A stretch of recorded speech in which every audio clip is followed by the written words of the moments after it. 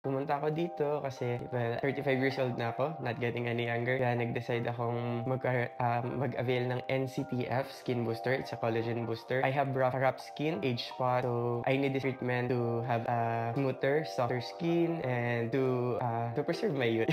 So, NCTF Booster, collagen treatment. Maganda siya para sa mga rough skin, textured skin, to make your skin more softer and more fresh.